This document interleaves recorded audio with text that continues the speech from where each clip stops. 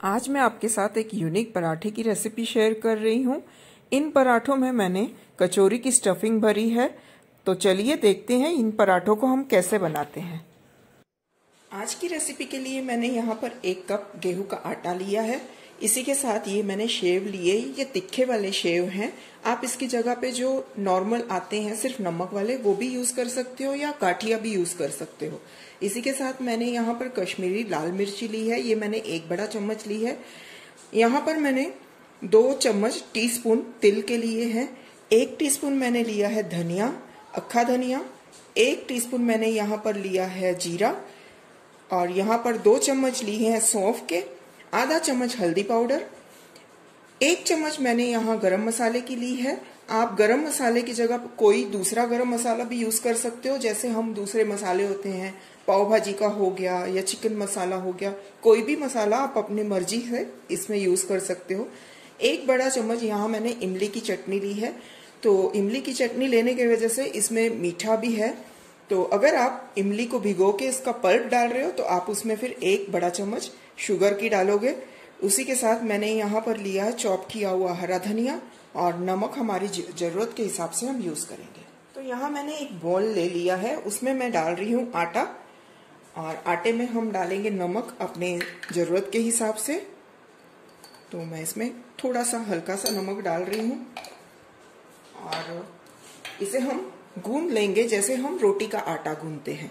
तो हम इसमें पानी डाल के इसका आटा बना लेते हैं। आटे को मैंने गूंद लिया है, तो इसके ऊपर अब मैं थोड़ा सा ऑयल अप्लाई करके इसे थोड़ी देर के लिए रेस्ट के लिए रख देती हूँ। तब तक हम अपने पराठे की स्टफिंग बनाते हैं। तो इसे मैं ढक देती हूँ और 10 मिनट के लिए इसे रेस्ट के लिए रख देती हूँ। तो जब तक हमारा जो है आटा रेस्ट कर रहा है, तो हम हमारे मसाले स्टफिंग के तैयार कर लेते हैं। तो उसके लिए मैं सबसे पहले एक पैन में जीरा डाल रही हूँ, और इसी के साथ मैं इसमें सूखा हुआ धनिया जो हमने लिया है वो डाल रही हूँ। साथ ही में मैं इसमें डाल दूंगी तिल हम इसमें आधे डाल रहे हैं, आधे हम हमारी स्टफिंग में इसी तरह से मिक्स करेंगे। और इसी के साथ मैं इसमें डाल रही हूँ सौंफ में से भी मैं आधे डाल रही हूँ, और आधे मैं ऐसे ही रख रही हूँ। तो इसे हम हल्के आंच पे ही थोड़ा सा सेक लेंगे। तो यहाँ ये सारी चीजें हल्की हल्की रोस्ट हो चुकी हैं, तो गैस को अब मैं बंद कर देती हूँ, और इसे थोड़ा सा ठंडा करके हम इसे मिक्सर में पीस लेंगे। तो फ्रेंड्स, ये जो हमने रोस्ट कर लिया था हमारा सामान, इसे मैंने मिक्सर पॉट में डाल दिया है। तो इसे अब मैं पीस लेती हूँ मिक्सर। इस तरह से मैंने इसे मिक्सर में बारीक पीस लिया है। मैंने इसका बहुत फाइन पाउडर नहीं किया है, ये थोड़ा सा दरदरा ही मैंने रखा है। तो ये हमारा रेडी हो गया, और अब हम बाकी की स्टफिंग बनाते हैं। तो फ्रेंड्स, अब इसी जार में हम ये ले लेते हैं सेव जो हमने लिए हैं। तो इसे भी हम पीसेंगे, बट इसे भी हम कोर्सली ग्राइंड करेंगे। तो यहाँ मैंने जो हमारा गाठिया है उसे अच्छे से पीस लिया है। तो आपको मैं बताती हूँ, ये इस तरह से कोर्सली मैंने इसे ग्राइंड किया है, बहुत ज्यादा इसका चूरा नहीं बनाया है। तो इस तरह से मैं इसे निकाल लेती हूँ एक बाउल में। तो ये हमारा रेडी है पीस के। इसमें हम डाल देंगे जो हमने ये मसाले पीसे हैं, वो भी इसमें डाल देते हैं। साथ ही में इसमें हम डाल देंगे हल्दी पाउडर, इसी के साथ काश्मीरी लाल मिर्च पाउडर, गरम मसाला, ये जो हमने सिसम सीड्स लिए हैं तिल, ये भी डाल देते हैं, सौंफ। तो इसी के साथ ये जो हरा धनिया हमने चॉप करके रखा है ये भी डाल देते हैं, और ये इमली की जो चटनी है ये मैं इसमें डालती हूँ। और इन सब को हम अच्छे से मिक्स कर लेते हैं, और हमारे जो पराठे की स्टफिंग है वो बन के रेडी हो जाएगी। इसे बस अच्छे से मिक्स करना है। और जैसे कि मैंने आपको पहले बताया है कि अगर आप इमली का पल्प डाल रहे हो तो आपने इसमें फिर थोड़ी सी पाउडर शुगर डालनी है। तो ये हमारा रेडी हो गया है। तो हमारा आटा और हमारी स्टफिंग दोनों रेडी है। तो अब देखते हैं हम इसे कैसे बेलते हैं। तो फ्रेंड्स, अब इस डो में से जैसे हम रोटी के लिए लेते हैं पेड़ा, उसी तरह से हम इसका लेंगे एक चपाती के जितना, और हम इसके पेड़े ऐसे बना लेंगे।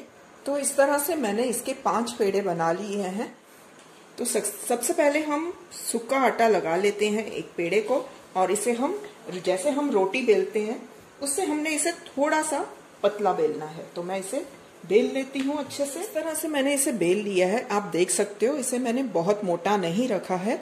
तो इस तरह से इसे बेलने के बाद हम इसके हाफ साइड पे थोड़ा सा घी लगाएंगे, यानी हमने हाफ पोर्शन पे ही लगाना है। तो मैं यहाँ पर थोड़ा सा घी लगा लेती हूँ, इसे हाथों से मैं स्प्रेड कर लेती हूँ। और अब हमने जो स्टफिंग बनाई है वो स्टफिंग हम इसके ऊपर डालेंगे। आधे पोर्शन पे ही हमने डालनी है। इसे स्प्रेड कर लेंगे अच्छे से।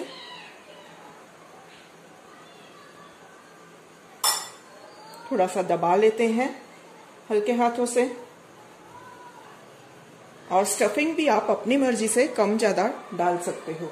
अब हम इस पराठे को हाफ में टर्न करने वाले हैं। तो इसे चिपकाने के लिए हम यहाँ पे साइड में मैं इसके थोड़ा सा पानी लगा रही हूँ, ताकि ये जो है बंद करने के लिए ये स्टिक हो जाए रोटी।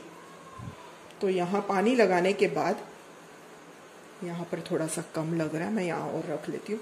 तो मैं इसे इस तरह से फोल्ड कर दूंगी और इसे मैं यहाँ से प्रेस कर लूंगी। पानी लगाने की वजह से हमारी जो ये रोटी है आपस में स्टिक हो जाएगी। तो मैं इसे आपको दो तरीके से बताने वाली हूँ। पहला जो हमारा तरीका है उसके लिए मैं यूज कर रही हूँ इस तरह का एक कटर आता है। इससे करंजी वगैरह दिवाली में बनती है। तो इसे अच्छे से स्टिक करने के बाद हम यहाँ से इसे कट कर लेंगे। तो इस तरह से इस पे डिजाइन बन जाएगा और हमारा जो पराठा है बिल्कुल रेडी है अब सेकने के लिए। तो इस तरह से मैं आपको दूसरा भी तरीका बता देती हूँ, फिर हम इन्हें सेकेंगे। मैं आपको दूसरा तरीका बता रही हूँ। अगर आपके पास फोक ये कटर नहीं है तो आप इसे फोक से भी कर सकते हो। तो फोक को मैं इस तरह से थोड़ा सा मैंने सूखा आटा लगा लिया है और इसके साइड्स को हम इस तरह से आटा लगा के हम इसे पैक करते जाएंगे, ताकि सेकते टाइम ये खुल ना पाए। तो आप 2-3 बार इस पे थोड़ा सा सूखा आटा डस्ट कर लीजिए और इस तरह से हमारा दूसरा वाला भी पराठा रेडी है। तो अब इन्हें हम सेकते हैं। तो तवा हमने गैस पे रख दिया है, तवा गरम हो चुका है। तो इसके ऊपर हम अब जो हमने बेला है पराठा वो डाल देते हैं और इसे हम सेकने देते हैं एक तरफ से, और फिर इसे हम पलट के दूसरी तरफ से भी सेक लेंगे और इन्हें लाल कर लेंगे घी के साथ। तो एक तरफ से ये हो रहा है। तो एक तरफ से ये हो गया है, इसे हम सावधानी से टर्न कर लेते हैं और दूसरी तरफ से भी इसे हम सेक लेते हैं।